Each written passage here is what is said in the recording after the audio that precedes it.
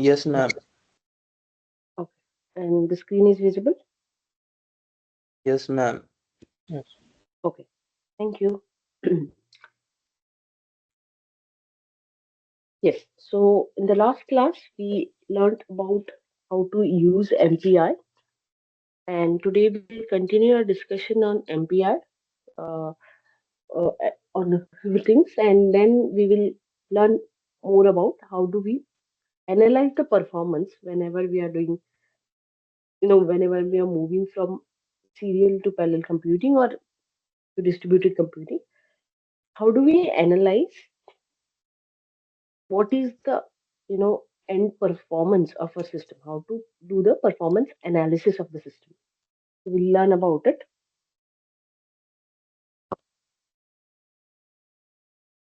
So in the last session, we had a discussion on uh, MPI groups, and we were talking about how you can create new groups, and then these new groups can communicate with each other, right?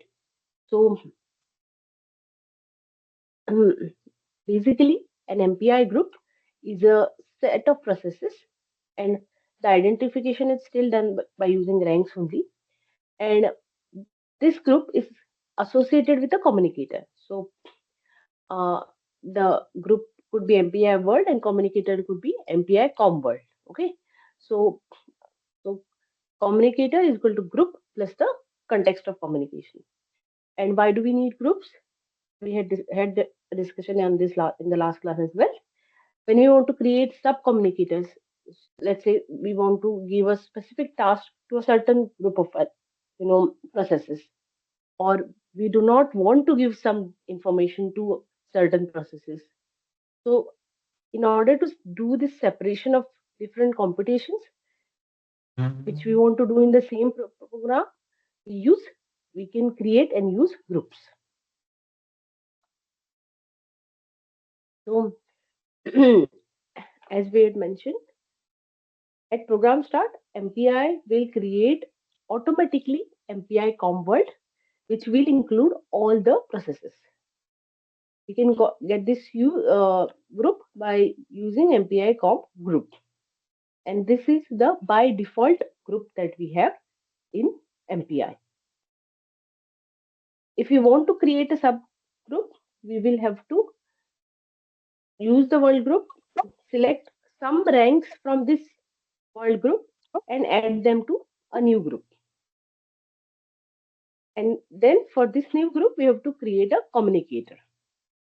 So how do we do that? We have these common functions. So the first function, MPI com group,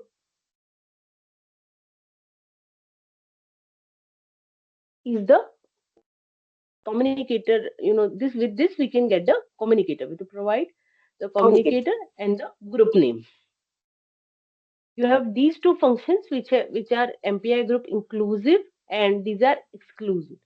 So to include some group, we need include function where we can create a subgroup for selected ranks.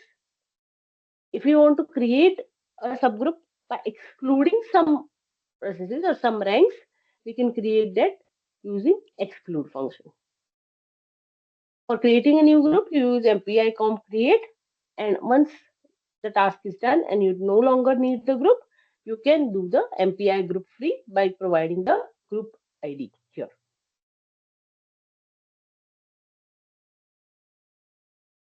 So we'll see an example of groups.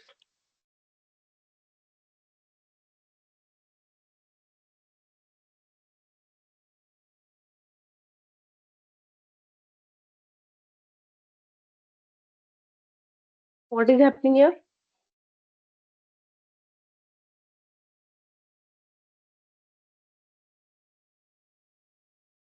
This was groups.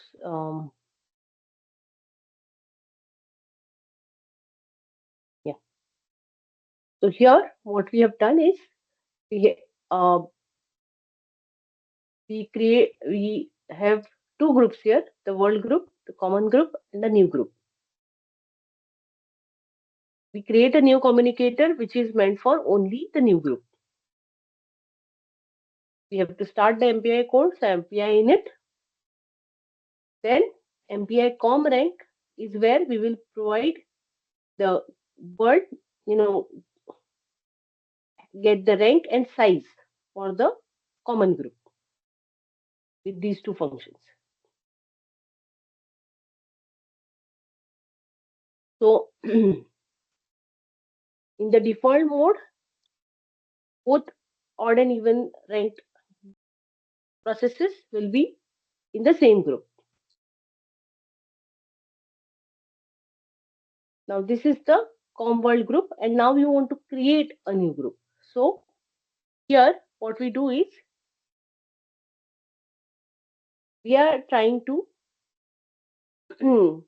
pair these groups into even and odd. If even ranked ones will go to group the main group, and the odd ones will go to the the even ones will remain. The even one will go to the new group, and the odd ones will remain the old group. So what we do is we first calculate the rank in an array. Okay. So once we calculate this rank in that array, then using this rank, we group them in consecutive pairs. Then once this rank array is created, we create this new group where we include the count and the ranks, how many we need in this new group, and we create this group. Only processes in this new communicator will print this printf statement. Sorry. And once this is done, we will free the group. So this was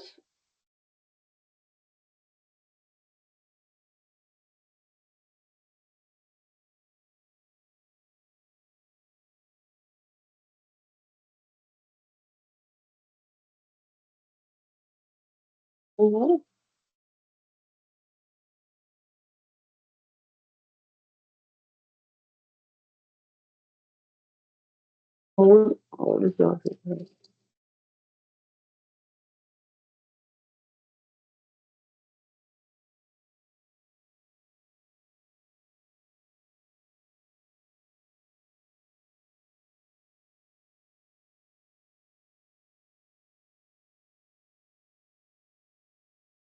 So these are the ones which with ranks are in the new communicator new group. So this way we can divide the processes into two separate groups or more than two groups, and then once we are done, we can free these groups. So with MPI, we can also do IO. That is, we can perform IO operations on files in parallel. So instead of we doing serial IO through fopen or fprintf, MPI provides you collective and independent file IO operations, which ensures that you get better performance, especially on the parallel file systems. So in MPI also you have functions similar to POSIX IO. You have MPI file open, MPI file write, and MPI file close. So this is a simple MPI IO program where here we are opening the file test.out, and if we are only allowing here in this case the master, if the rank is 0, the first process to write some data that is in the buffer in this file with the handle fh, and then we do the close. So we can also divide a file into chunks and let each process work on one chunk of this file.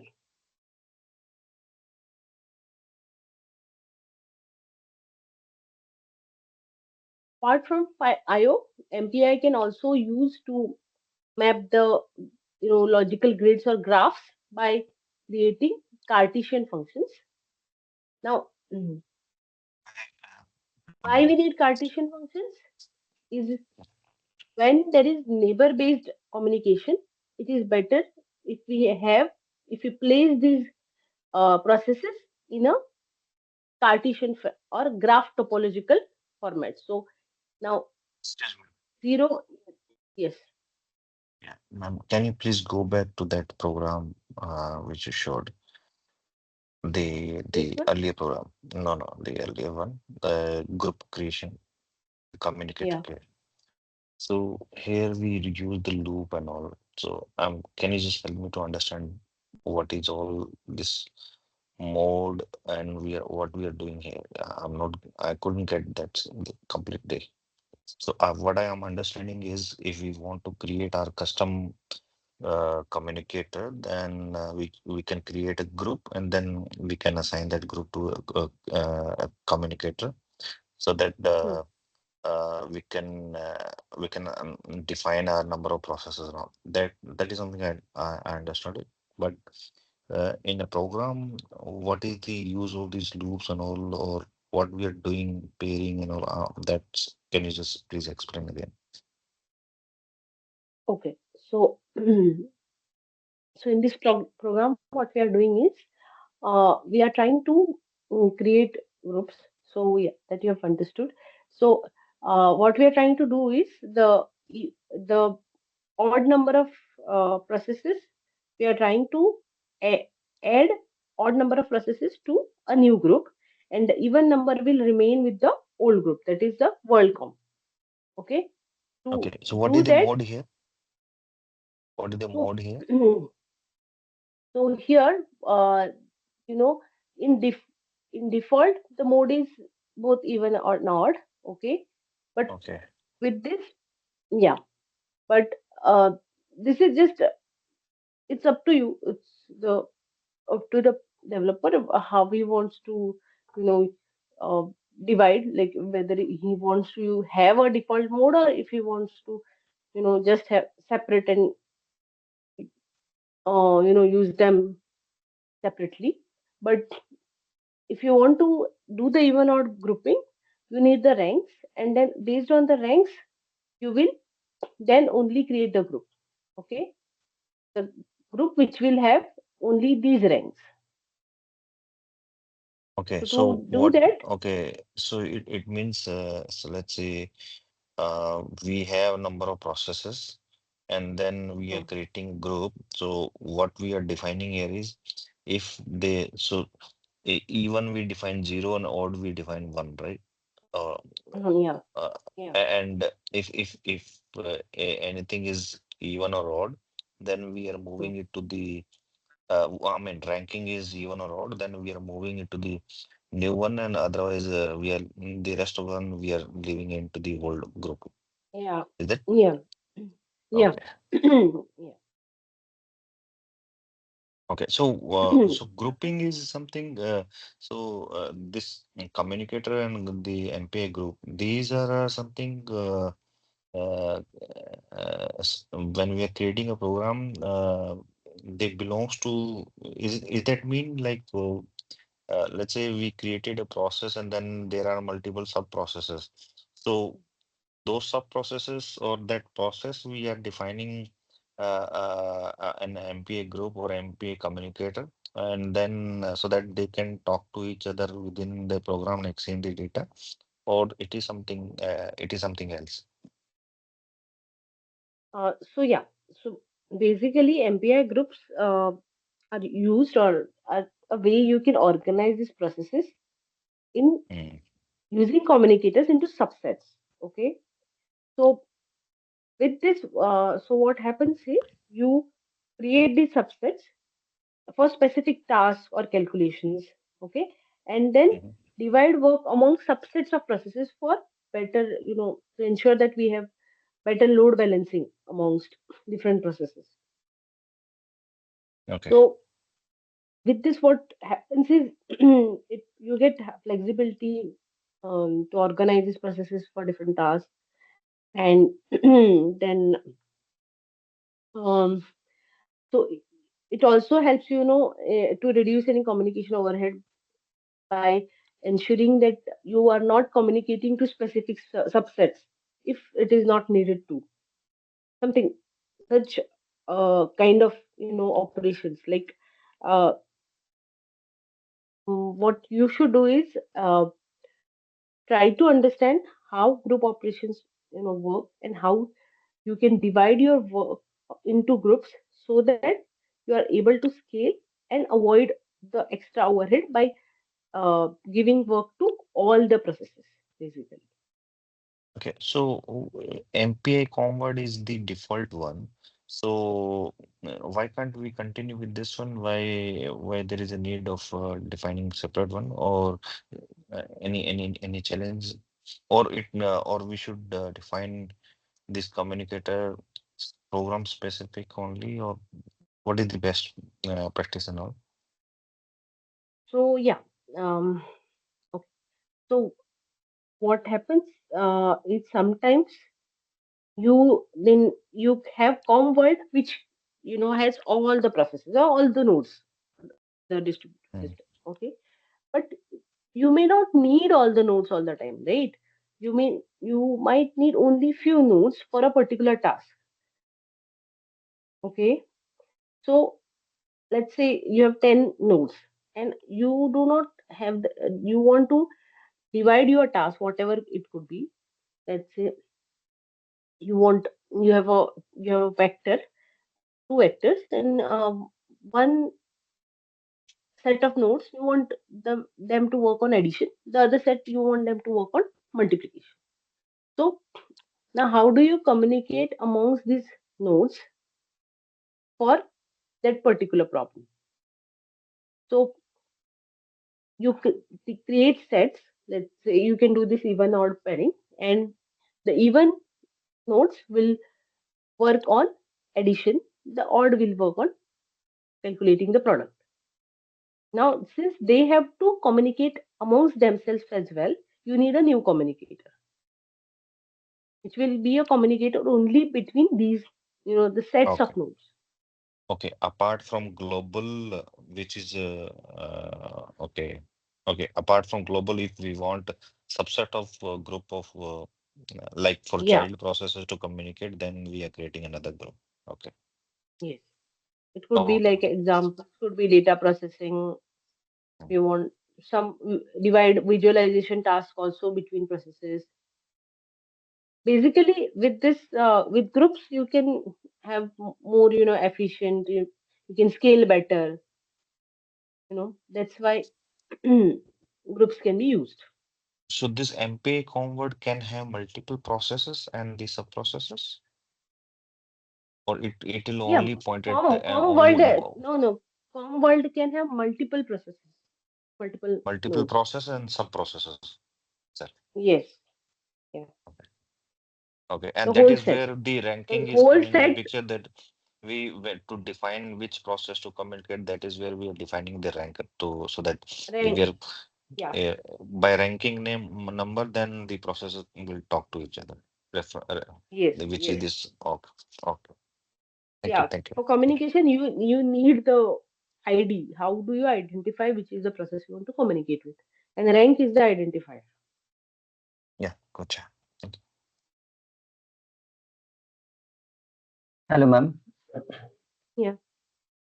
Yeah, value of mode variable is 0 right at the beginning, and that's by virtue of that value we will go into if block wherein we are collecting the ranks based on our logic.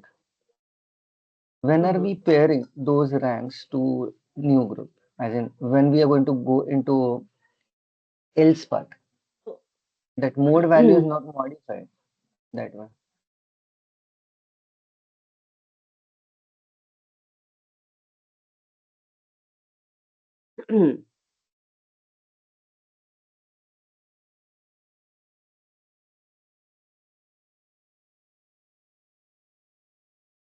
so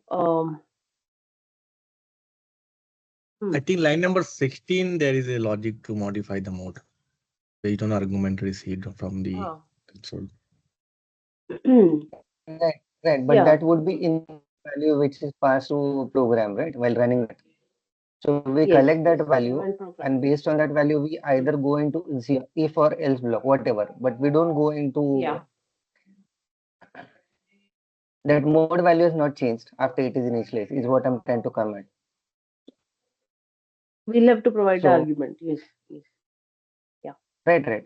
Even odd group, as in select even entries from the list and put them in new group. That would be the logic. When we are doing the pairing, or why do we need this else block to pair things? How it is Hmm. doing the pairing? Can you just explain that one more time? Okay. So, um, so yeah. Um, Here we we have the group ID, which is based on the rank, whether it is even or odd. Okay. And then accordingly, the rank is set here. So, if based on which group it belongs to in this if, you set the rank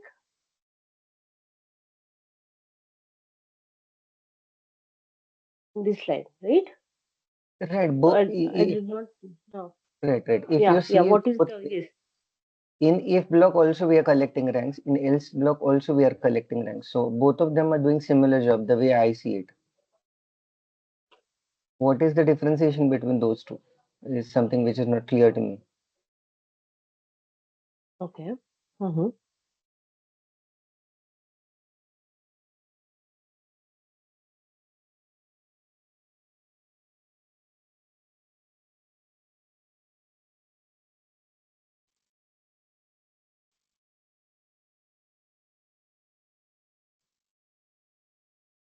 Let's say argument value which we pass to Yeah, program yeah, is yeah, yeah.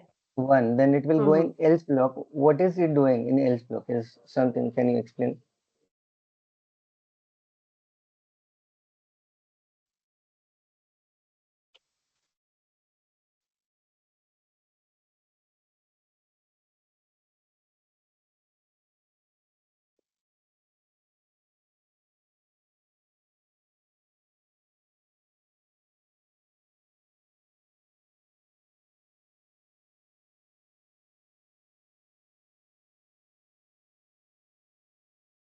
So,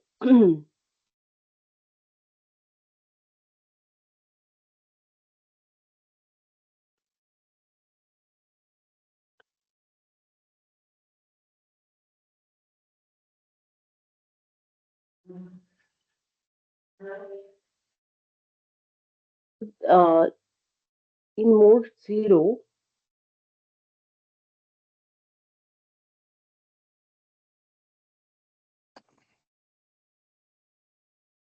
grouping we are trying to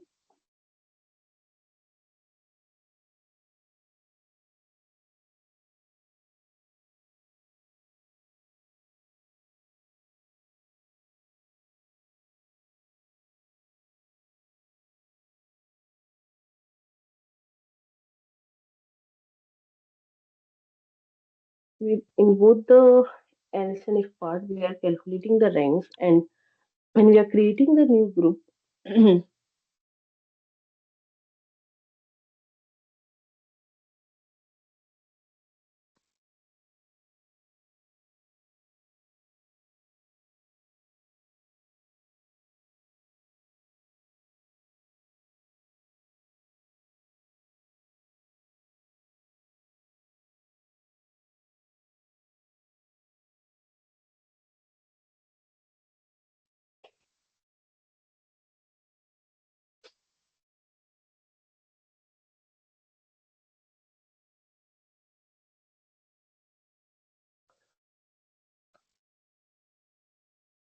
Ma'am, can I explain it here? yeah, yeah, yeah, Uh, yeah. uh, Please go ahead. what are we trying to do it here? Basically, on the base of mode value, we are creating the ranks. Ranks like Yeah. one time it's odd numbers ranks, others if mode value is non-zero, we are creating the even numbers ranks. Yeah. No, reverse. Mode is zero, then even numbers rank, and mode is non-zero, then odd number ranks. And then we are grouping those ranks in a communicator and trying to print it just on the using the different processes ranks.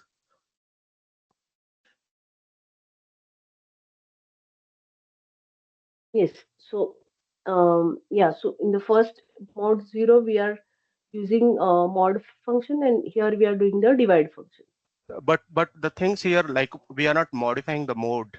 If we'll run this process on the machine With the with yeah. argument 2, Hmm. same thing is going to run in the two processes. The mode is always zero. We are not changing it. So we will have to give it as argument to this main function, right? Yes, In I that think case, that's the we need to give we if need to we change it. We need to change it. yeah We need to put some logic to change the mod value. yeah. So if we will this so rank 1 to 3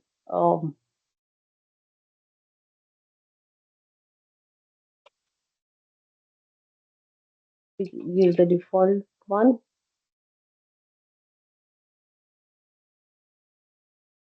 So let me let me get back to this in the I'll re-verify it and I'll explain it in the next class. I think I need to verify a few things here. Sure, ma'am. Okay, ma'am. Okay, ma'am. One more question here, ma'am. Yeah. If we remember in last class, we typically select a leader process, typically the one which is present at zeroth index, and rest all Yeah. would be kind of worker processes, right? So here, Mm-hmm. and all of them are going to execute exact same logic, right? Code is going to be exactly same for all the processes that way. Here, if we see, we have not designated any leader per se, Yeah. right? Shouldn't we have had that logic as in if you are a leader, then you get an opportunity to select the um, elements which you want to be added in subgroups, and then the leader is the one who creates the subgroups, assigns processes to that subgroups, Not starts. Shouldn't every process not keep on doing that? so yeah. It depends on the particular application. I think it's not necessary that every time you need a leader, Okay. because anyways the the the the machine or the processor which will initiate this is kind of the Mhm. leader.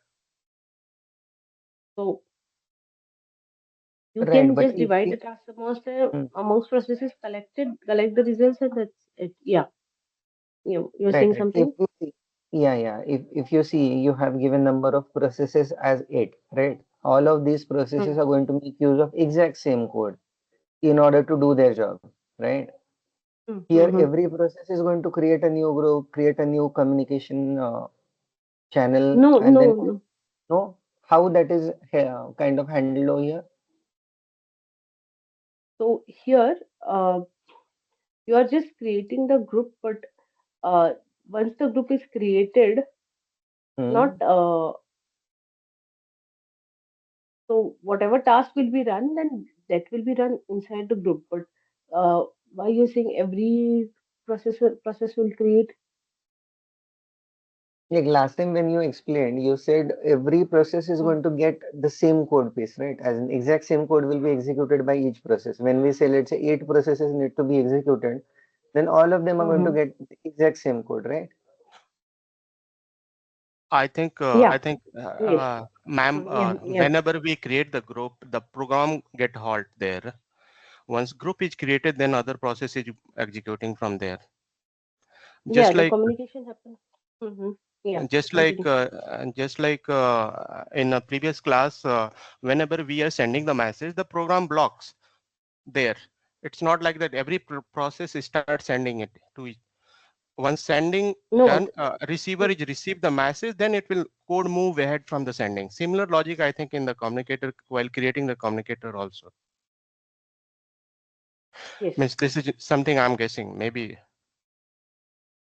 No. Yeah. So we can create the create the groups, and then once the groups are created, the messages are sent, then the task at the nodes or the processes will start. Okay, so that does mean in current situation we are just starting one process which is creating groups and then we are just Yeah. printing them and exiting kind of a thing. Yes. Yeah. Yeah.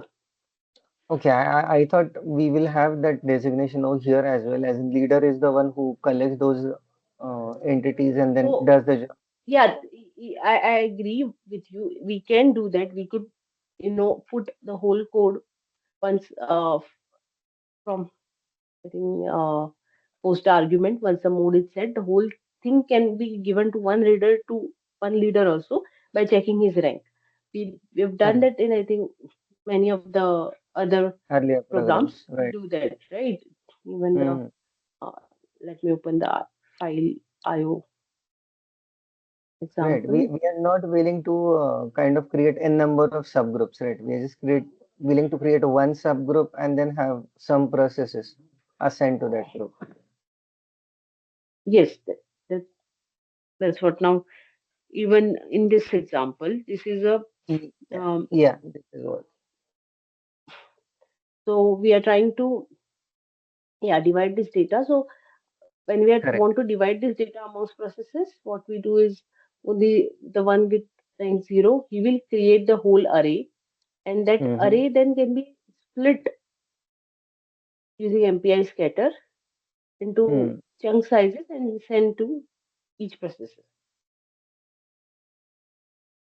Correct. Similar. Then each Hmm. processor can execute this. Right. Right. So And we just can, Mhm. yeah, yes, what you were saying. What you were And saying then is, once, mhm. Sorry, go on. yeah, Complete your thought. Yeah. yeah. So once each process computes its chunk using this code, then MPI reduce will gather the data from all the processes. And then printing can be done by, you know, the master node. Correct. Yes, Correct. you were So saying. Yeah. this way we are segregating. We are giving a dedicated portion of the code to be executed by Hmm. the root process, which is having rank Yes. equal to 0 or leader process. And then in Yes. between code, we want every other process, the worker process Hmm. to execute that block. So we have designated Hmm. or marked certain blocks to be executed by root process only. That way, what I'm Yeah. trying to come at is the example which you gave is, let's say we want one uh, vector needs to be processed in a way that certain chunks of, or as in we want all the elements to be summed up, and other we Hmm. want all the elements to be multiplied by, let's say, 2, kind of a thing. Hmm. If we Hmm. want to segregate these two activities, then the group analogy will come into picture, right? We would want, Yes. let's say, main group to do some part, the child or the other group to do multiplication part of it. Hmm. Hmm. Hmm. Both of those two will need to have that mechanism, right? As in the root comes into picture, it does the designated part of splitting the Yeah. data and then eventually clubbing it, kind of a thing. So what I was struggling to Yes. understand is we Hmm. don't have that rank analogy over there. So every process will create a new group, and that is not something which we are willing to do, right? Yes. I agree that we can put this in this code of creation of groups inside a if with rank 0 only, so that only the master node will create the groups. Right, Yeah. right. Something Yeah, I of that agree. sort. We should do that. So yeah, this code needs to be, yeah, but it needs to be refined, and then yes, I will try to fix this and add maybe the same example of giving addition to one group and product to another group, and I'll then upload it on eLearn. I'll do that. Yeah, that will help. Yes, thank you. But ma'am, but while you are executing, it's not look like that. It's not creating multiple group. If we will try to create multiple group from different ranks, then we should get the error because that group is already there. Program is getting executed successfully. Yeah, that is a good point as well. It is not throwing error. So, but how do we know that multiple groups are not created? What I am trying to say that handle is not required here. Maybe I think some other logic while creating the group, it's not getting executed by other ranks. Multiple threads. Yes. Mm-hmm. Yeah, that's a good point. Ma'am, if group is Yeah, yeah. already existing and we attempt to create it in another process, would it throw an error Mm-hmm. or would it just I need collect to the one check. which is okay? Okay. I need to check that. Yeah, because each process can create its own group, or even uh, can participate with in a group with other processes. So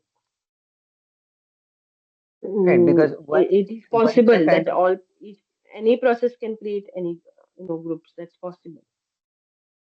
right, right. So we'll need to control that So logic at one place, yeah, as in so lead maybe kind of a thing. yes, yes, Okay, yes.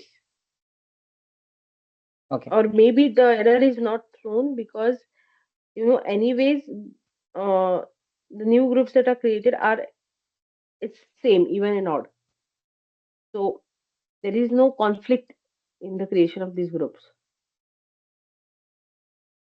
Could be the reason why there is no error, but I need to check. I'm not very sure. These are very interesting questions, and I will see like what I will have to check and you know okay, prefer a few okay, things to find with which I can give you some definite answers. But these are very o- interesting questions. So, yeah, okay. thank you. Thanks.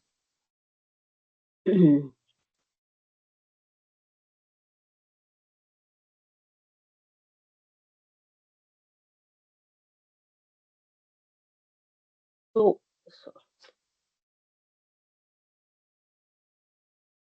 so now yeah, so to summarize what we've learned with MPI is that with MPI we can do distributed computing on single machine as well as multi-node clusters. On single machine, all processes run on the same node and use the same shared memory. In distributed, we will be using different memory and we'll exchange the data explicitly by using MPI send and receive. And shared memory also we use send and receive, but the memory is shared. So now we can we've had a discussion on how we can execute with different nodes, right? Across two nodes, how do we do that? So to do that, what we have to do is suppose we have two nodes, two machines, node A and node B, and both have 4 CPU cores. So together we have 8 cores. Okay.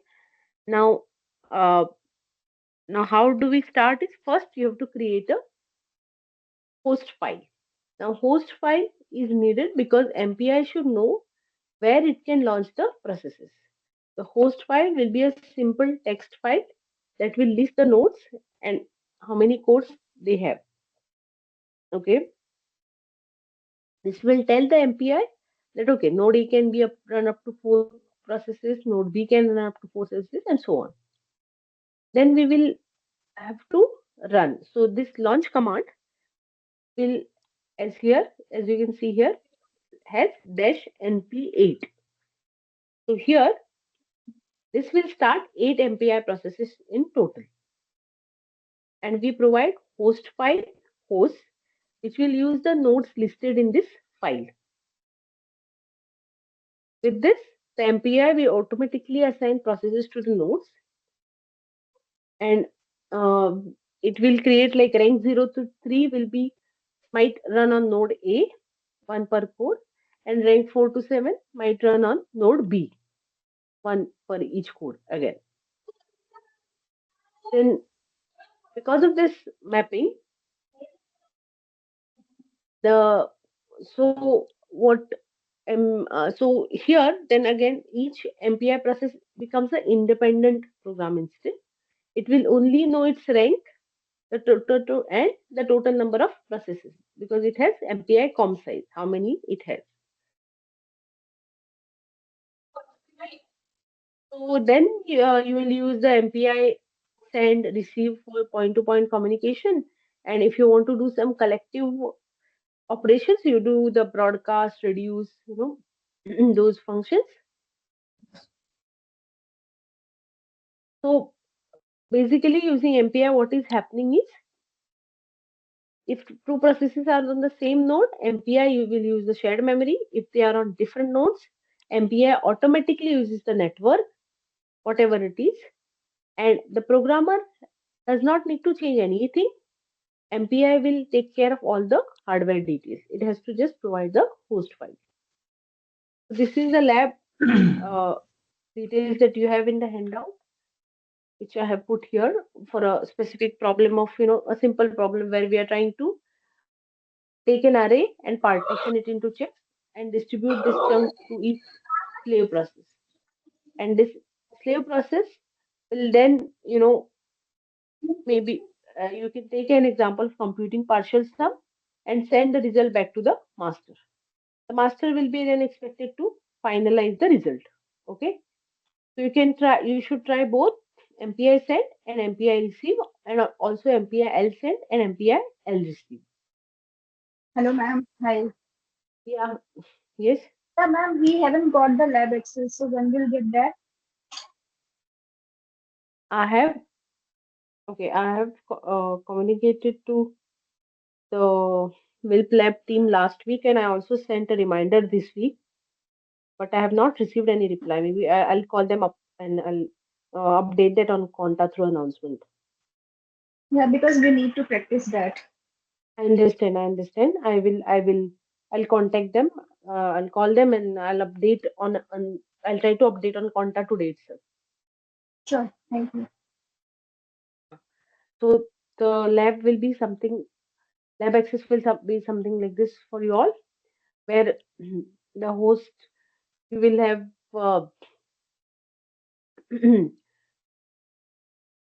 a host file, where in this host file you mention the IP addresses and what should be the each node is, and on the slave you will have IP address of the manager and the worker or the slave that you have, and then MPI run command will have dash host file.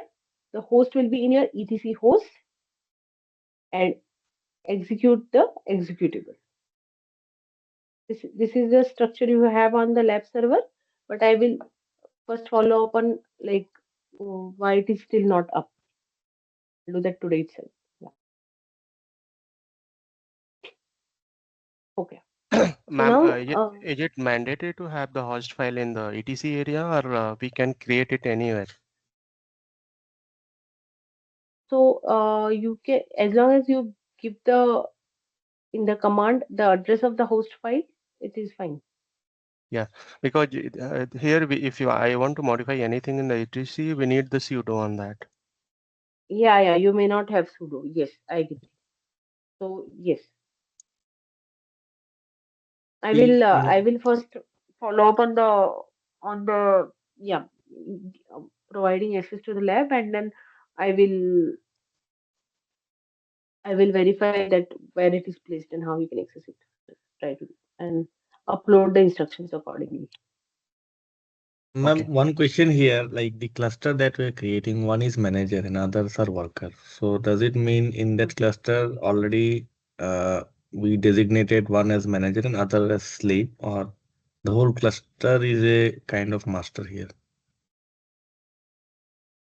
So I need to verify how Okay. setup is done for you in the lab. So Okay. yeah, let me confirm that once the lab is up, and then I can clarify this. So yeah, I will. Madam, one question. So the MBA cluster, right? So do we need to install the MBA library in master and this lab? It should be pre-installed for you all. No, yeah, it should be It will be pre-installed, but pre-installed. so normally both the systems should Yeah, have the you will MBA have library. to. Yes, you will have to. Okay. Yeah. So because they need to communicate to MPI protocol, right? So both will have to. We need whatever MPI library that you use, Open MPI, MPI-CH, whatever.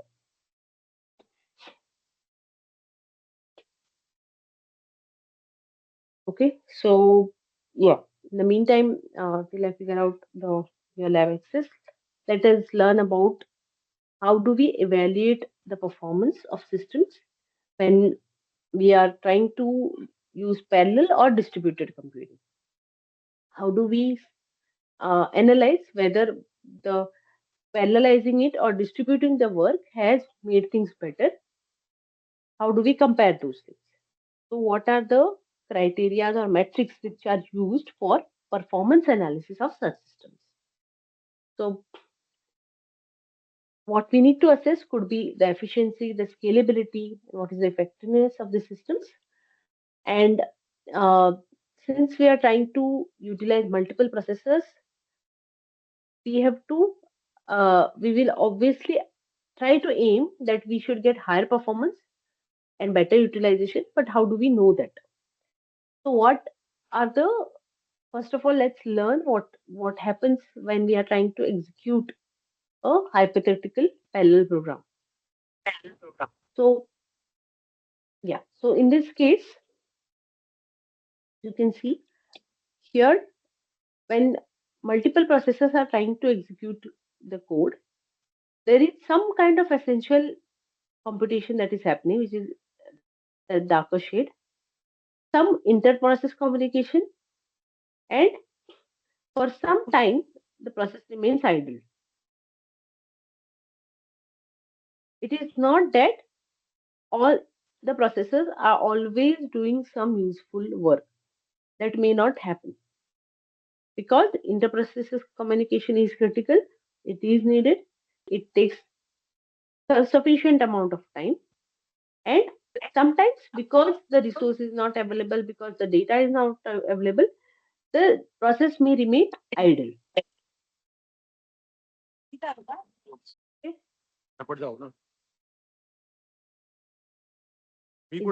doubt? आणि नाही केली पाऊस आलाय पाऊस आलाय घर Excuse me.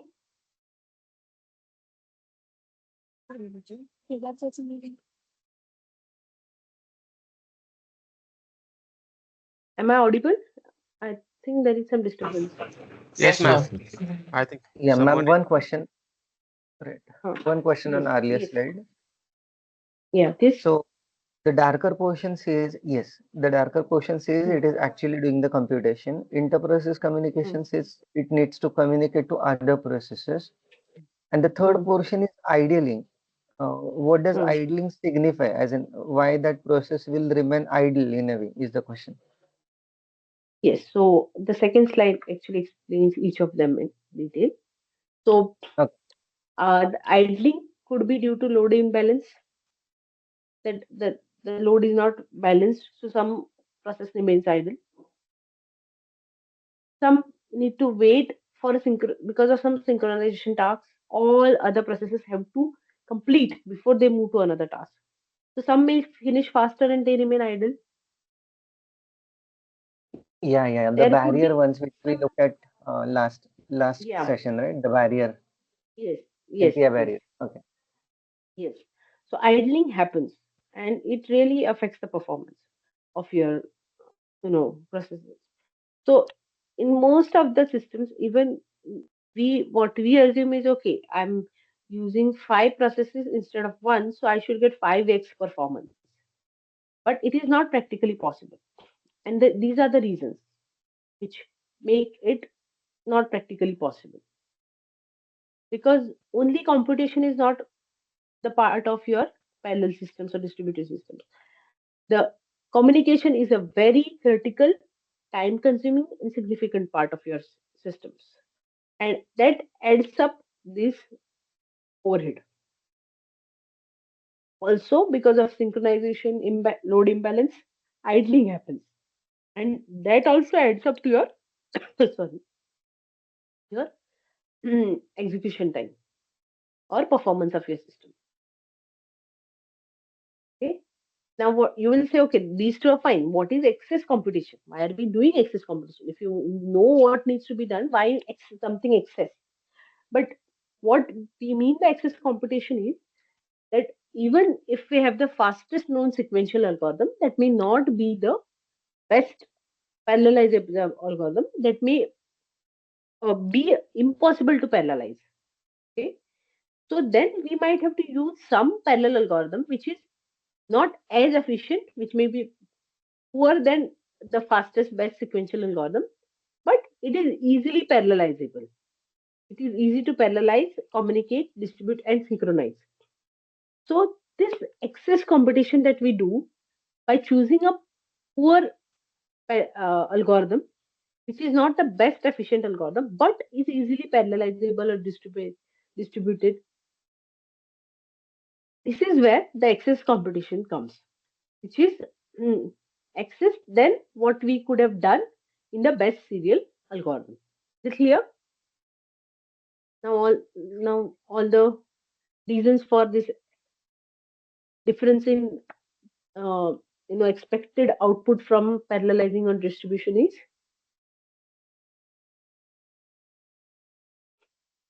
so Is the same, all these ma'am, is the same logic apply on the inter-process communication also, access communication, something like that? yes. Now, okay. So one thing could be like if you have shared memory and distributed memory system. In shared memory system, that computation is not needed. Communication is not needed because you can communicate through memory directly.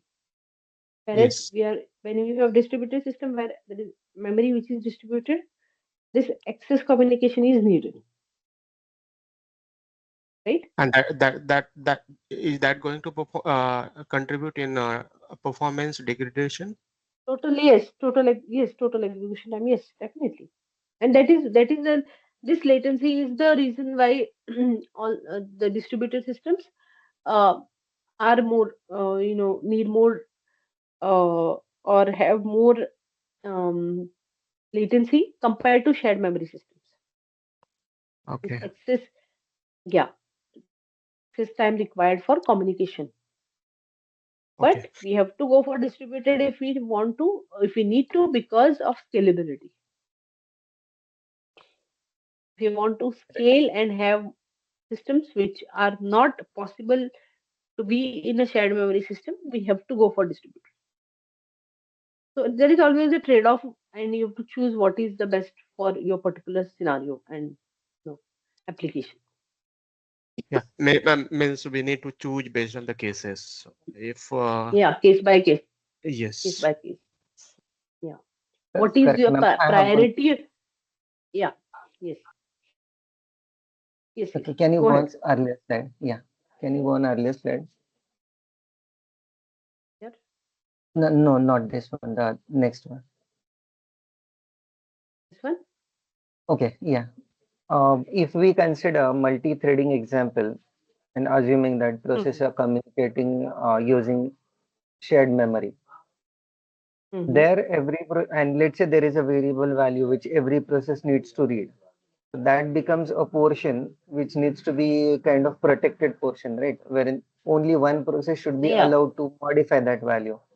So that Synchronize. becomes Yes. kind of right. That becomes kind of a portion which we want to execute in a serial manner. Only one process should get access to that variable in Yeah. a way. So that Which that is a particular critical critical section. section, correct. Critical section becomes becomes an important factor which slows down things in a way, right? Every thread will need to Yeah. get hold of that portion and then only they'll be able to move on further.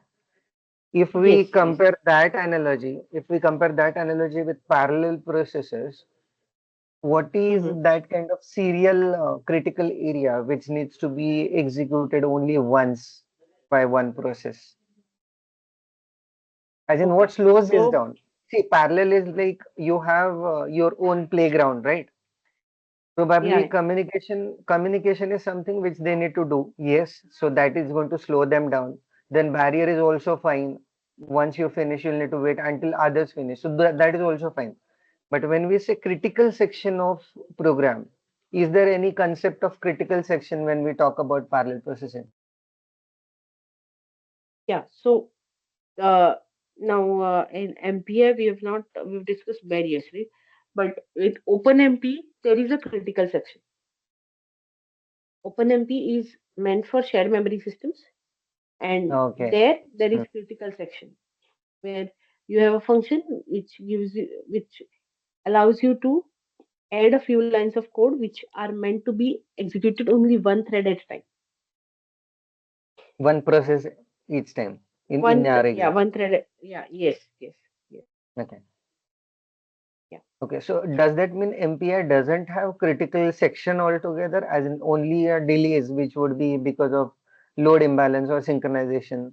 There is a mention of presence of serial component in a program. What does that signify in context of MPI?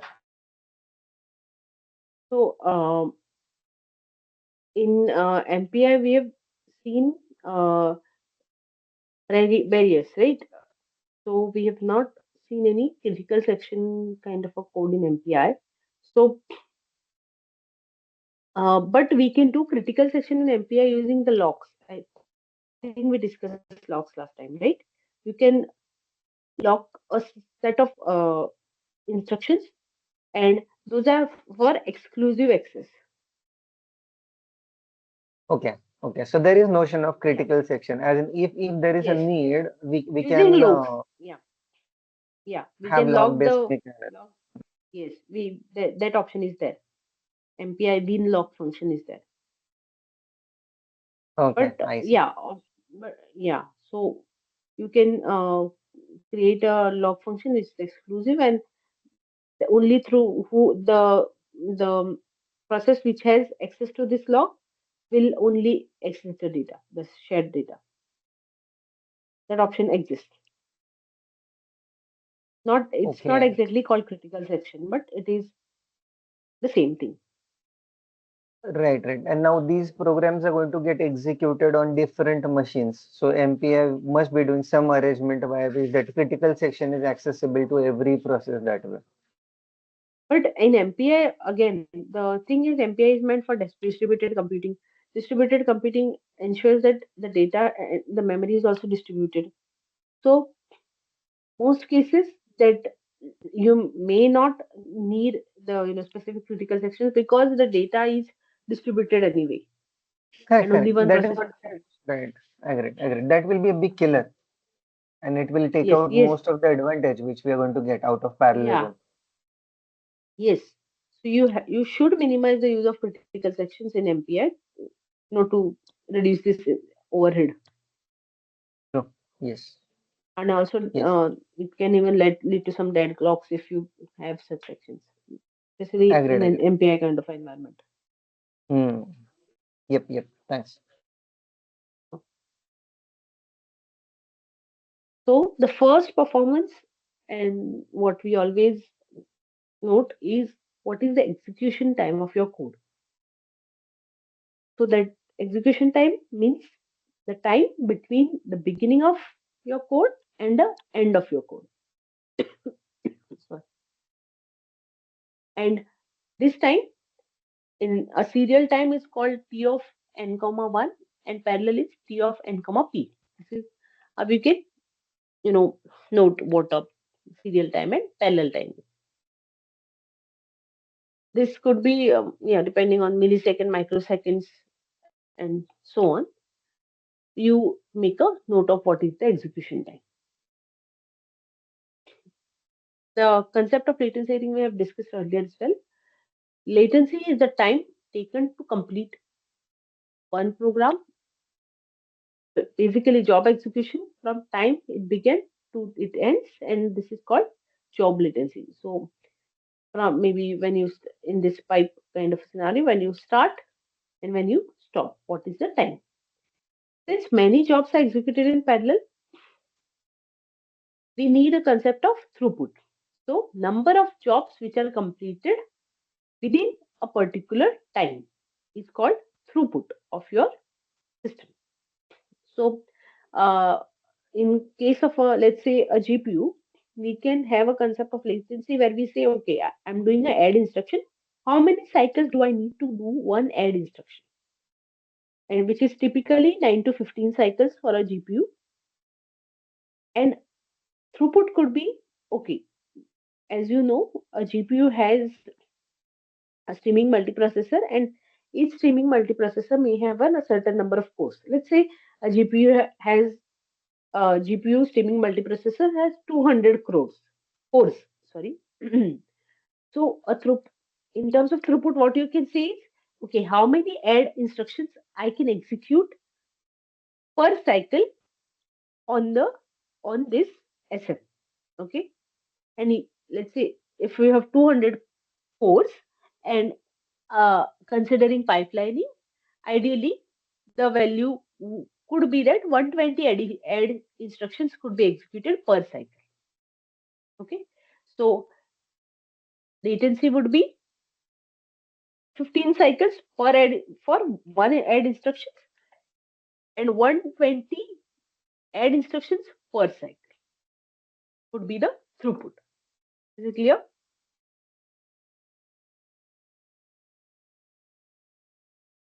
Any doubts here? Okay. So now comes the first concept which we popularly use, that is speed up. What is Ma'am, the sorry to speed up interrupt. of your program? Yeah, Yeah, ma'am, sorry to interrupt. On the earlier slide, so what you yeah. were trying to say is, let's say that job is sum. As in, if I need to make sums, Hmm. and if it takes, let's say, 5 cycles Hmm. for one sum, Hmm. and then since we have multiple cores, on each core that sum could be done. So Hmm. how many sums? Unit time is for per job is what you mean, right? Per Per cycle. no per cycle only. So Okay, when we yeah. say cycle, So what see, does that signify? yeah. Uh, are you familiar with the concept of pipelining? Yeah. Yeah. So when you when you only consider one instruction, okay, Mm-hmm. including pipelining, it could take 5 cycles, right?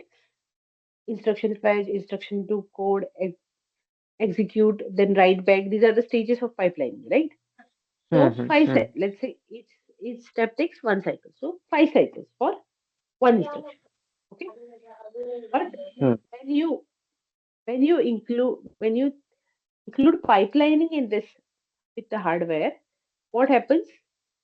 The instructions are in pipeline. So every cycle you are able to execute one instruction, complete execution of one instruction, right? Yep. Every cycle you are at least able to complete the execution of one instruction per cycle per core. Yeah. Huh? Okay. Yes. Now Mm-hmm. that will mean that every cycle each core is able to complete one instruction. Okay. Okay. So Mm-hmm. we have around 200 cores which are pipelined, okay, each of them, and every cycle some of them are able to complete one instruction. So out of 200, around 120 cores complete one instruction or complete execution of one instruction per cycle. Okay. So 120 becomes the throughput in that case. Yeah, yeah. Okay. Okay, clear? Yeah. Okay. Yeah.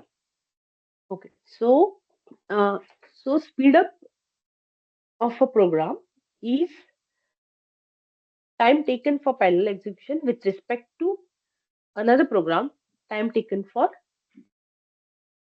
without, you know, without parallelization or with certain parallelization. So the new time divided by the old time, this could be, this p could be 1 or more than 1, and n1 also could be n. So speed up is time taken for execution of one with serial execution divided by the time taken by using parallel execution. Okay, let us see an example. Okay, there is another concept of maximum speed up. Maximum speed up is the maximum speed up or the best known speed up with respect to sequential program, that is P1.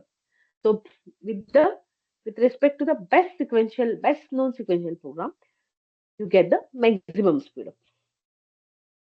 So let us consider this example.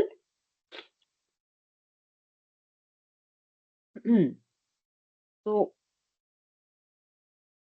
here in this example, what is happening? Anyone?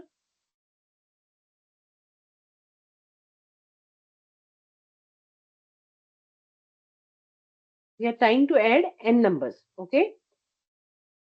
So we have 16 numbers and we are using P processors.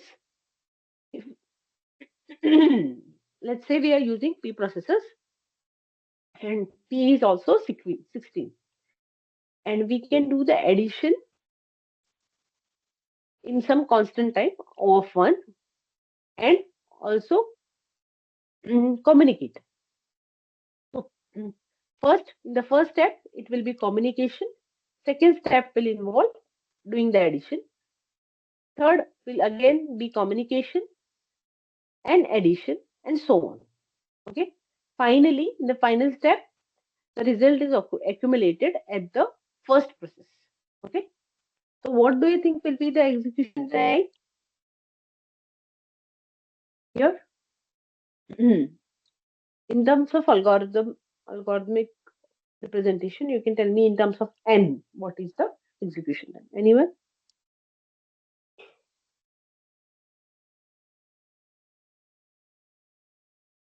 What is the serial execution time if you want to do this problem?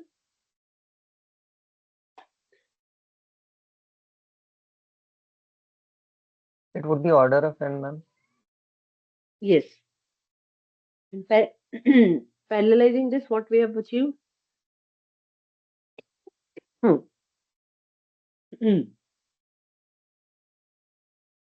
would be order of n or n by 2. I mean, we'll be adding two numbers, right? So if we have 16, then we will be doing 8 addition operations. So if I consider for 8 addition, then per addition it's taking 1 cycle. Will it be order of 8 in this case? No, from 16, n was 60. Now the n is almost adding 4, right?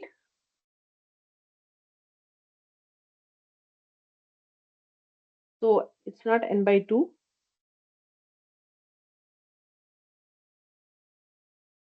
Basically, if we see it this, ma'am, at each step we are dividing problem in a half a way.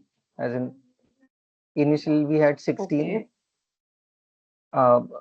Those 8 sums were done. As in, if we consider initial data distribution and first computation step, we are summing up consecutive numbers. 15 is added to 14, which becomes the next node 14 in the next step. Same is done for all of them. So on the next step, we have half the sum elements. Yeah. Initially, yeah. So we are kind of cutting the problem halfway on each step. So yes, but how many steps we have? Number of steps probably are number of parallel processes divided by 4, something of that sort. As in, it has a relation with number of processes which we have. Yes. So basically, it is log n. We're dividing Oh it. yeah. Oh yeah. Yeah. Yeah. It's Oh log yes. n, not Yes. n/2. Yes. Yes. It's log n. That's correct. Binary. It is kind of a binary computation, as in mm, we divide and conquer algorithm which we have. So at each Yes, step we are yes. cutting the problem in half size in a way. Yeah. So, Yeah. yeah, log n. Yes. It becomes log n from n. N. Serial That's was. correct. Yes. So what is the speed up?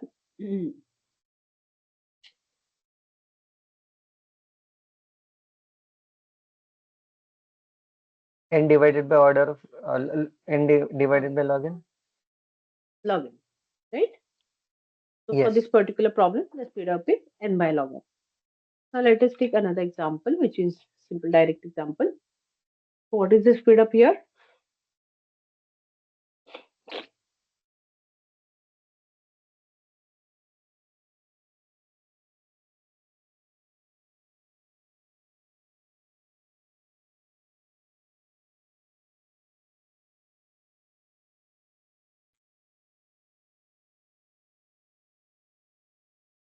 It would be 40 divided by 150 seconds. Ulta, 150 by 40. Oh, sorry, Serial 150 by by 40. parallel. Sorry. Yeah. Speed up. Yes. Sorry. Is Yeah. 3.75, right? Yes. So, but parallel parallelizing algorithm, what we have achieved is it is 150 by 40, but this best serial quicksort takes 30. So now what do you think about parallelizing this code? There's no point So parallelizing it if it is taking lesser yeah, time. yes, It no needs point more of time. parallelizing. Right? Yeah, that's comparing it with the best serial algorithm makes sense. Also, another factor that you might have to think about is what is the amount of what is the n in this case, right? They have not mentioned what is n here. It could be possible that as n grows, this may not remain the scenario. With the increase in size of number of elements, parallelizing may make sense, might be better.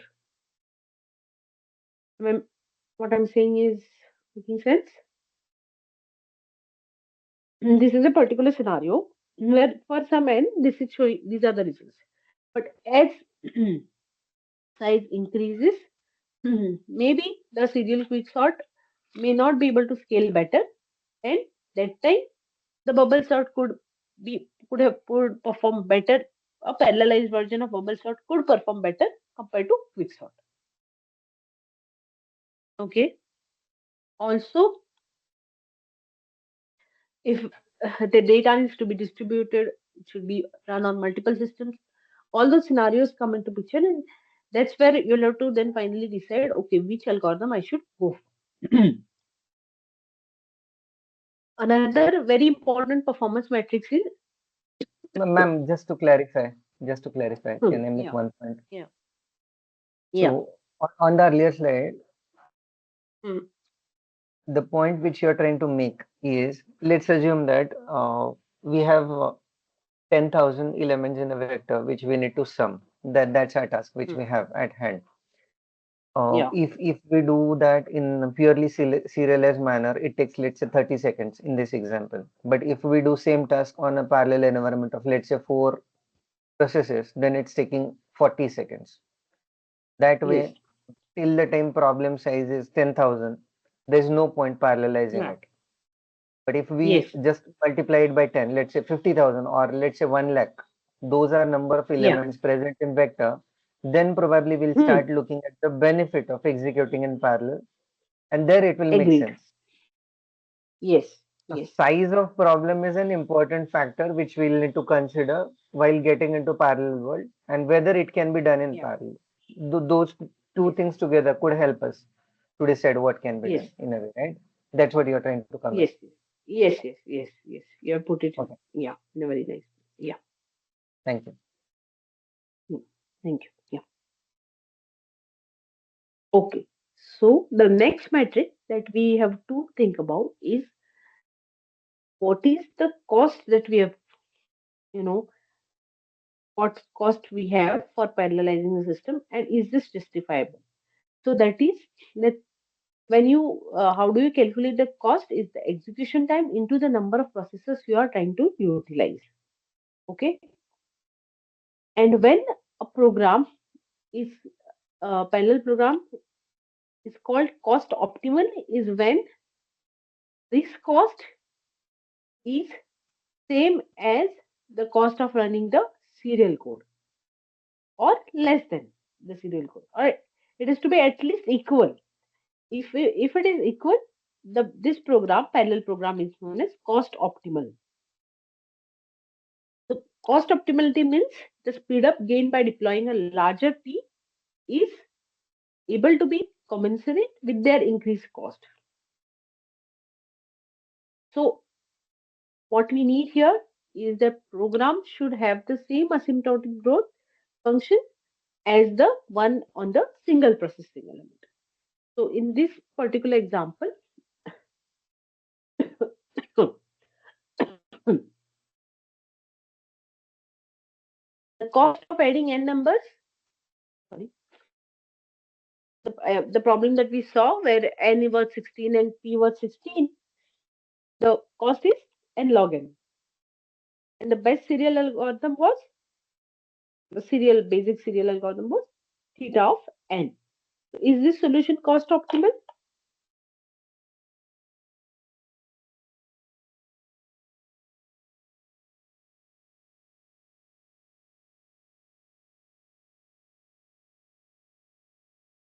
Anyone?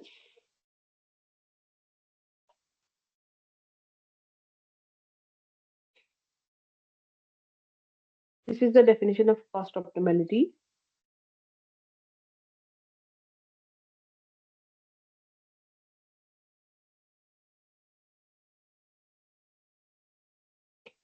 In our case, we have 16 as number of processes, so cost would be log n into 16. Yes. So is this cost optimal?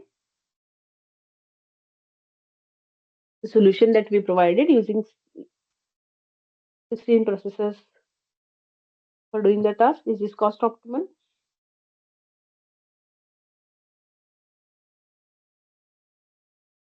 Doesn't look like.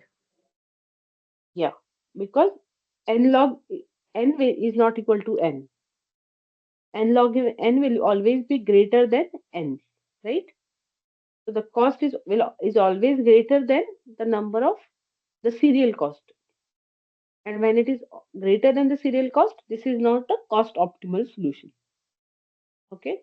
And most cases, the solutions are not cost optimal because we use multiple number of processes. We are able to reduce time, but it may not be cost optimal. We may be able to gain the performance, better execution time, observe a good speed up, but the solution may not be cost optimal. Okay. In some cases, we can get a cost optimal solution as well. We'll see, I think, one example also.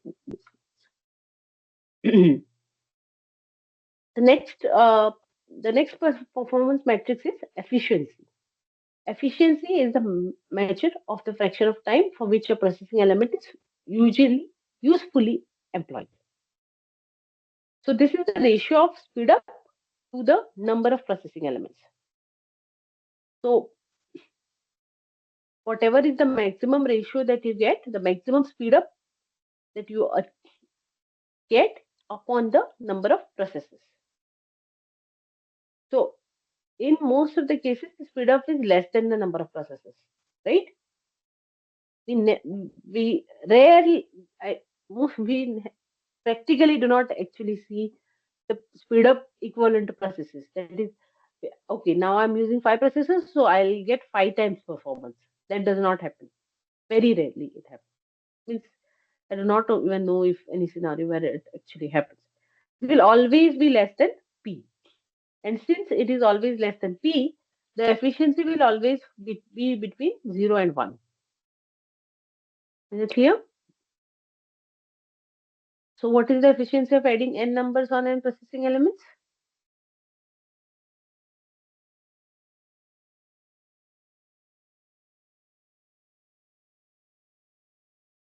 Now what is the efficiency in the same problem of adding 16 elements using 16 processors? Order of n by p. It is n log n is the Okay. n by log n is the speed up divided by n, which is 1 by log n, right?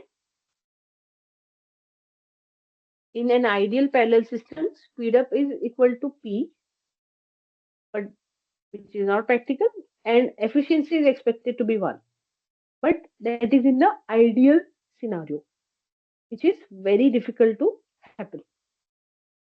So, okay, so with this, we will. I want you all to work on this example of edge detection. So we have a n cross n pixel image. We are trying to detect edges. The template that we use is 3 cross 3, and we multiply pixel values with corresponding template values and sum across the template. So basically, what we do is for each pixel, we do 9 multiply add operations. So I want you to calculate how much serial compute time will be needed. So before that, you can. So this is the basically the edge detection kind of problem, is where we calculate for each pixel what is and the whether it's an edge or not. And to do that, the computation is something similar to this. This is a 6 cross 6 image, and we use this 3 cross 3 matrix and multiply each block of 3 cross 3 with this and calculate this value. Using this value, we detect edges. Okay. So this is basically the computation that is happening in this problem. So I want you all to tell me. Okay, you can take time to understand the problem. Then I'll show the question again.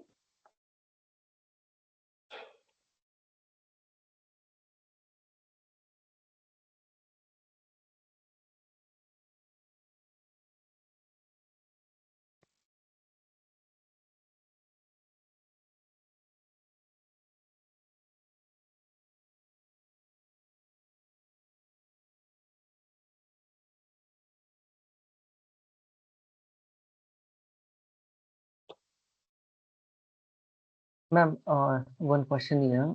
Here we are having initial Yeah. size as 6 cross 6. We are multiplying it with 3 by 3, and the resultant is 4 by 4 based on the selection of matrices, is what we are trying to comment. Once we have 4 by 4, are we done with the job?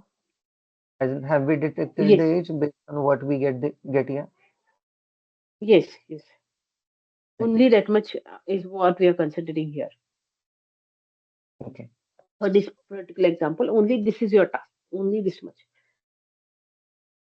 Even if you forget that we are trying to do this edge detection, you just consider that you will have a n cross n matrix. You have a 3 cross 3, whatever the edge detection algorithm you need, which you multiply with each of these three and this to your n cross n matrix and get the final out result. Right. So the question is this: what is the serial computing time for this particular problem?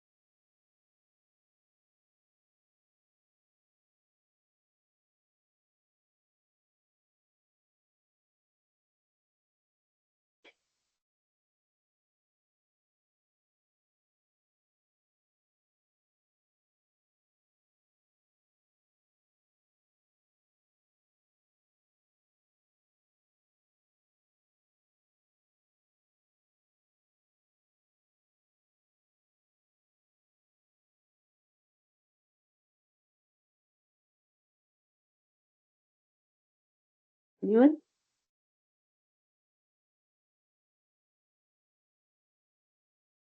Okay, so how many operations we are doing?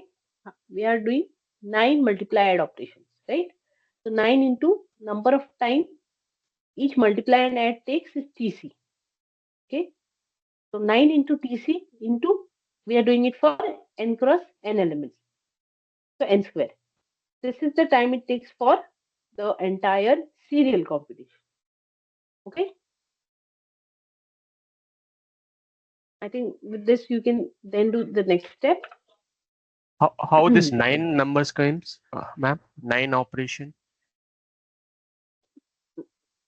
These are 9, right? You multiply each this template each set of 9 elements. Okay. Okay. The multiply and add, which Okay. gives you this number. Okay.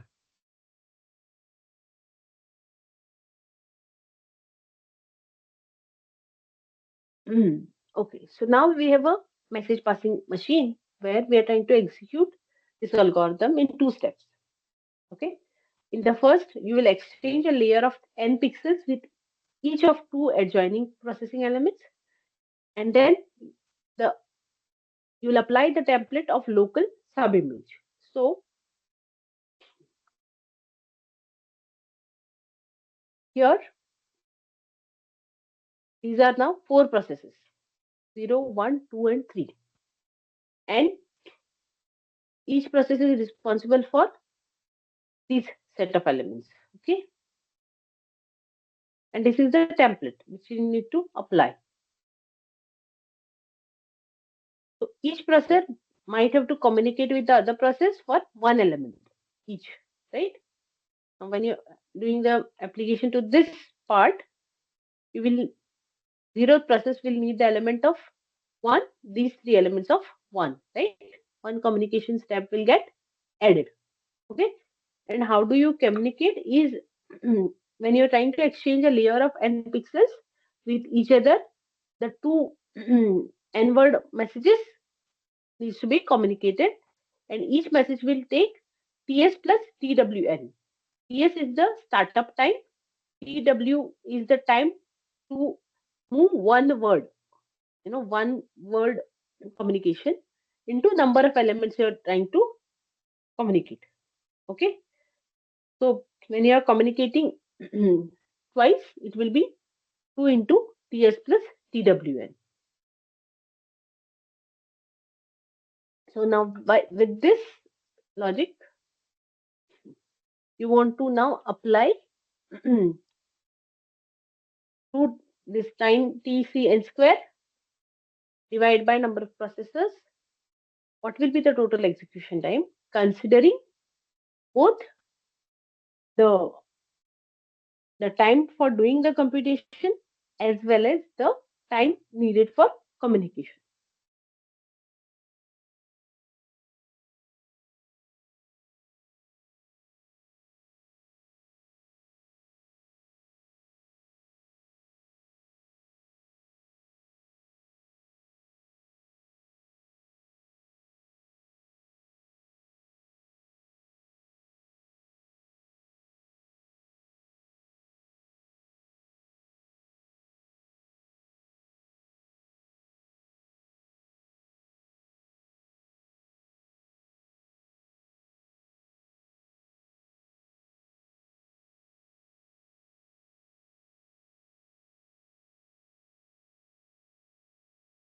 Okay, so as we have discussed, the time taken for communication is 2 into 2s plus TWN for elements.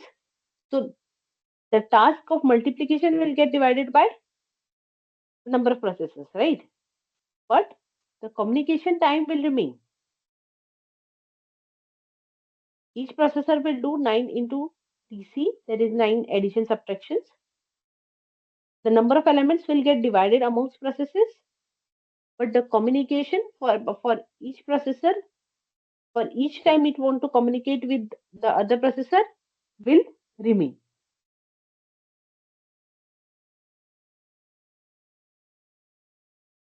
Ma'am, the time Okay. taken So this factor is, over here, uh, yeah.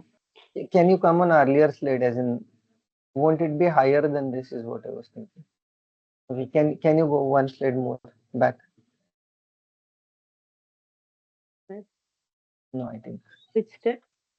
where you explained, yeah, this particular part. Okay, so exchange a layer of n pixels. Okay, it was for entire layer, you mean, with each Yeah. of the two adjoining processing elements. So since it was for entire layer of n pixels, okay, so TW is for one word. Yeah.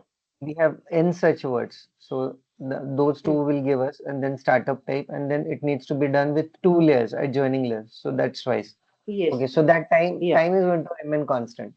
It is not related to how Yes. many processes we have. Do you mean? No, no, no. Each processor will need this time. How many? Each this time will remain common for across processors, right? Okay, so no matter we have four processes or eight processes, the Yeah. time taken would be same, is it? Time same. Yes. Because it will have to communicate with the next processor the same number of times, number of elements. The number of elements, since the number of elements it needs to communicate remains the same. Hmm. Yeah. So, is there any other different factor that you think should be considered?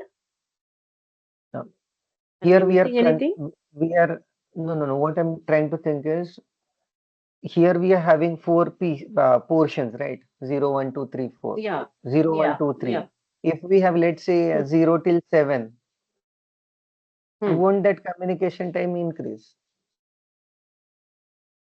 See, this communication time is this total time is per processor, all the processes, right? Per processor, it will be the execution time. Every processor will have the same amount of communication overhead because they all are doing the same communication task.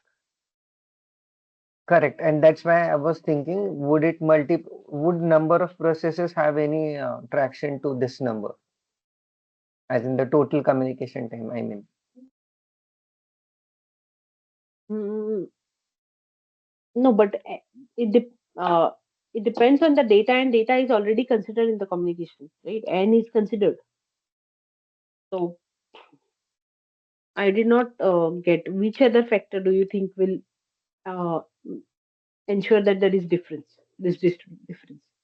No, no. Why there should be Can, this can, difference? You think? wait, can you come on next screen? The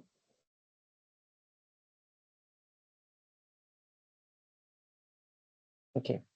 So exchange a layer of n pixels with each of the two adjoining processing elements. Is the entire layer. Ma'am, here Yeah, this the whole column. Okay, Mm-hmm. the whole column. This guy will have to share it with this guy, and this guy will have to provide the same like his column to this guy for competition, right? Correct. And TW into N is what the number of elements that you are communicating with each other. Right.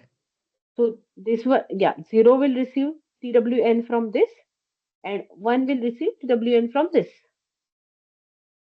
Correct. So between 0 and 1, it is 2, right? Is what Yeah, we're trying to say. Similarly, yes, between 1 and 2, it would be same time. 2. Between 2 and 3, it Yeah, would be same. Now, what same. the question I was trying to bring up was, if we have, let's say, Hmm. since we have cut the problem into four pieces here, we have Mhm. 3 into 2 that particular time to exchange the columns, right? Hmm, hmm, hmm. Yes, yes, No, three is number of as a number of pieces of 4, 4 minus 1 into that 2 factor, 2 into the huh, time which is required to exchange n elements. yes, So there is a process factor to it. If we make, let's say, 8 pieces, so there would be 0 to 7, and each process will need to kind of share the data across them, right? So so won't that in that case, communication if it go is ahead? okay, so if this the same thing you are dividing each row per process, right? Okay, is that you're saying? Mhm. Now this is now this is 8 cross 8 now. So one column is meant for one processor, right? Oh, that That's way. what you're Yes. saying. Yes. Yes. Yes. Yes. Okay, okay. One processor. Now, in that case, how many communication it will need? It will need to communicate. Each process will have to communicate with, now zeroth one will have to communicate with one as well as two. Okay. It So would be this will even double, more. right? It will be Yeah. even more. Yeah, I agree. Yes. Yeah. So it will be twice. Yeah, twice. Hmm. So double, Hmm. 4 times. So same for each processor it will. But amongst processor, it will remain same because each one will have to talk to two processors to get the data and then do the computation.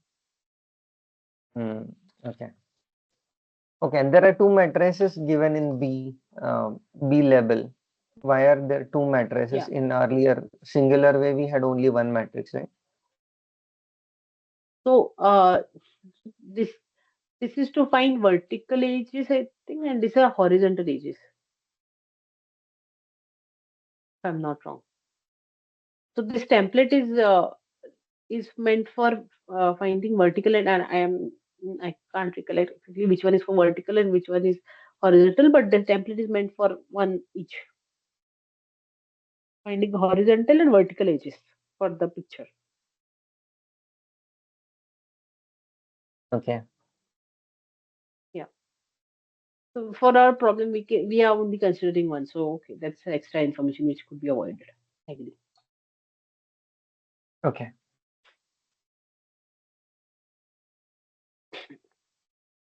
Okay. So now let's talk about the cost optimality again. Right. Okay. Ma'am, So we are can trying you to, stay on the earlier slide? I just want to clarify on. yeah. Yeah. So if we consider the speed up number of n square divided by p, that's the factor which is going to give us the benefit part of things. Once we parallel, Mm-hmm. as in we kind of Mm-hmm. distribute elements into p chunks, right? But the overhead which we have because of that is twice of ts, startup time plus tw into n. So the as in division is going to help us, while 2 into the bracket is going to kind of reduce the advantage that way. Performance, the advantage, the speed up, the yeah, Speed up, performance right? gain will get reduced. Correct. So this number in total has to be much better than what we do with serial, because serial we don't have that Yeah. communication problem at all. So effectively, Yes. that's going to decide what we need to Ma'am, choose. this Yeah. TS and TW, can you come again, please?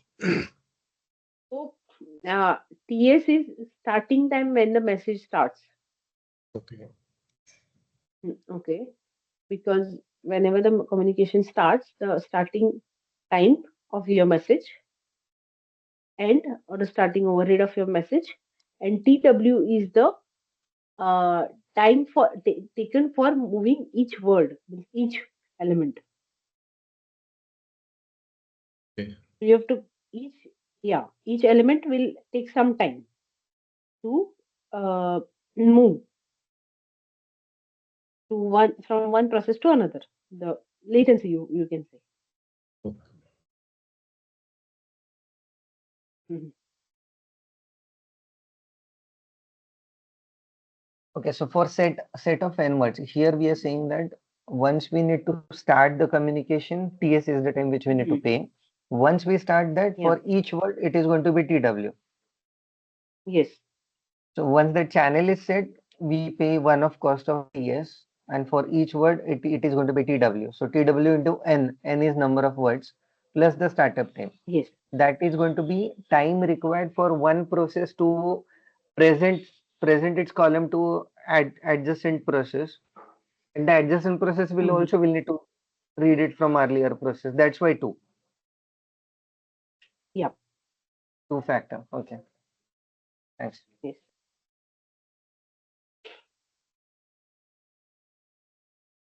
Okay. Okay. So let us discuss the cost. How can we make a cost a problem which is not cost optimal, a cost optimal solution. So we had seen this problem of n elements with n processors, and the algorithm was not cost optimal, right? So now we know that what we are missing here is this solution is not cost optimal so far because of log and extra work that we have done. Okay, so can we have p, okay, such that if p that we use is reduced, can we make this solution cost optimal? Any thoughts? Any ideas of how you can do that?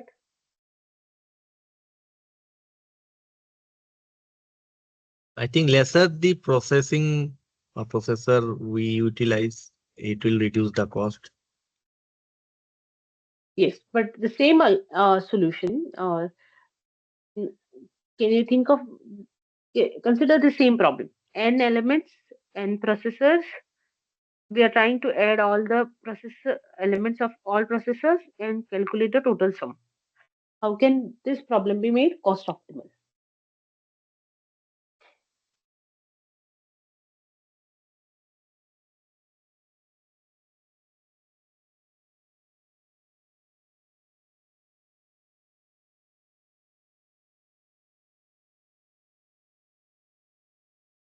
Ma'am, as we said earlier, if number of elements are increased to a good degree, it will start giving us parallelism benefit. That was what we said, right? Against 10,000, it may not be optimal, but if we consider 50,000, then it will start become optimal, as in better.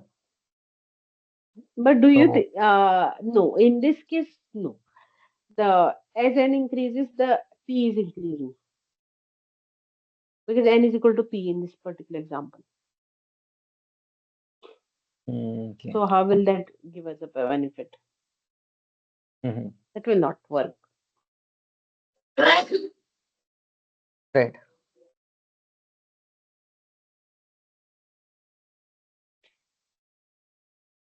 Any other thought?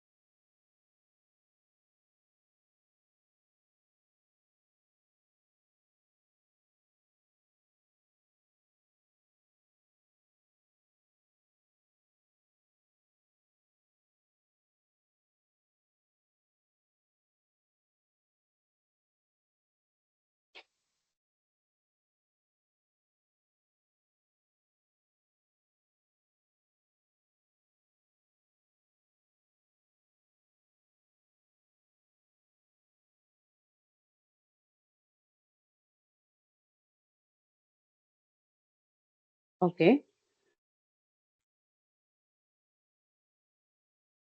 Give it a thought and we'll discuss about this in the next class. I want you all to think about how we can make this problem better. So, what we have seen so far is we've seen the execution time. Execution time is important. It's the time that elapses from the moment of parallel computation starts to the moment the last persistent element finishes. We've seen the latency, which is the time taken to complete one program, or let's say one instruction, one particular task, anything that the specific time that we can measure for that particular processing. Throughput is number of jobs that are done per unit time. It could be per cycle, per second, any metric that used, what is the job done or what is the amount of work done during this time slot.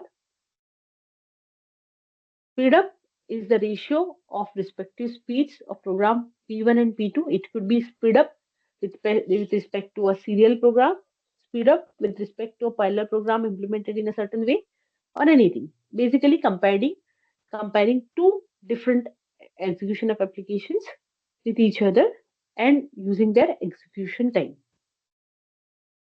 What is cost? Cost is what is that we are utilizing or which we are employing to gain this performance. So how many multiprocessors, how many processing elements are we using? And what is cost optimality? Is this increase in number of processors justified? Is in adding this number of processors equal to what we are gaining in terms of performance?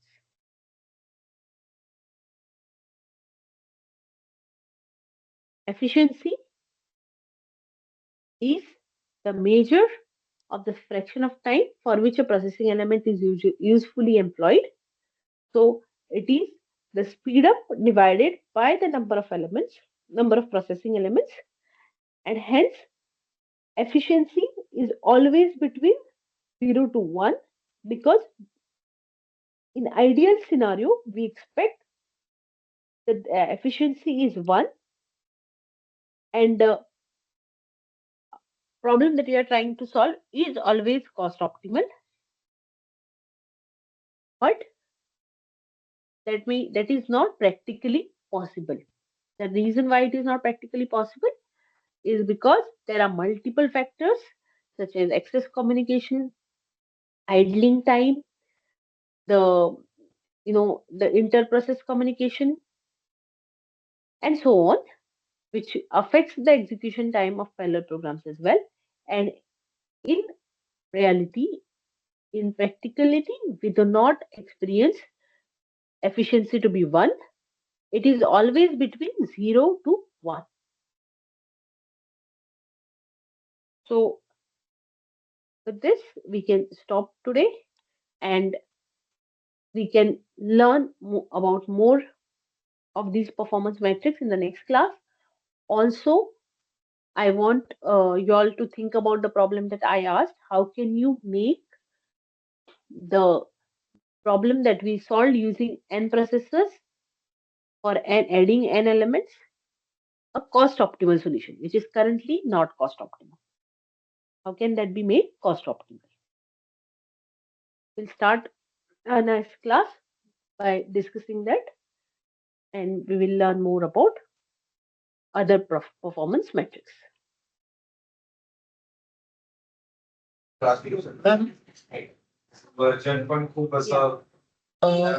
Number of jobs retired means what? Retired will be what is the meaning of retired? Completed. Okay. Completed. Got it.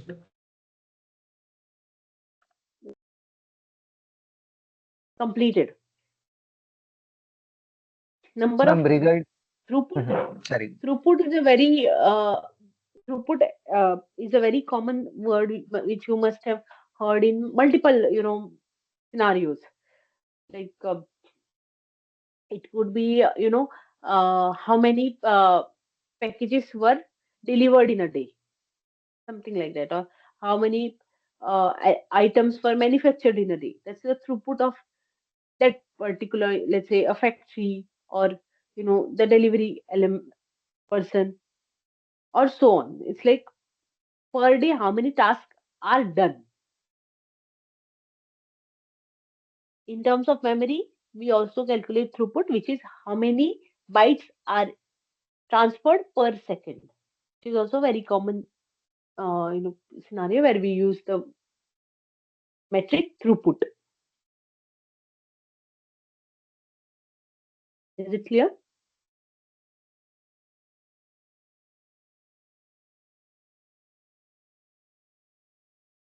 Anything else?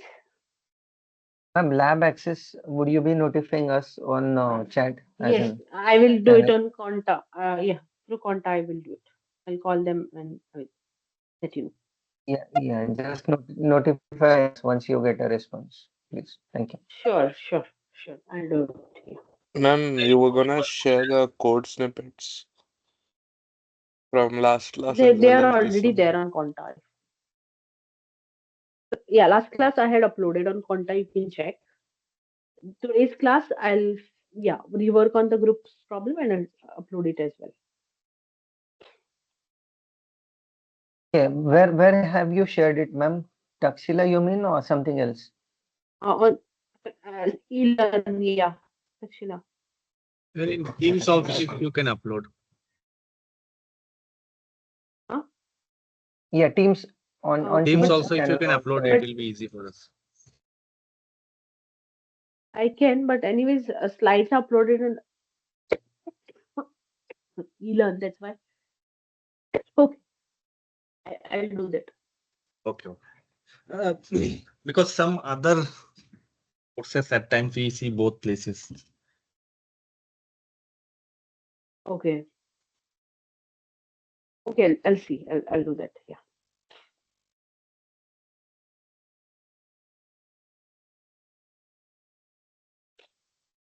Okay.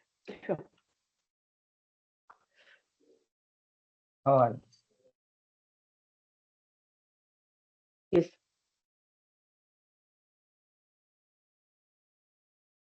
Okay then. See you all in the next class. Thanks, ma'am. Thank you. Thank you, ma'am. Thank you. Thank you. Thank you. Bye.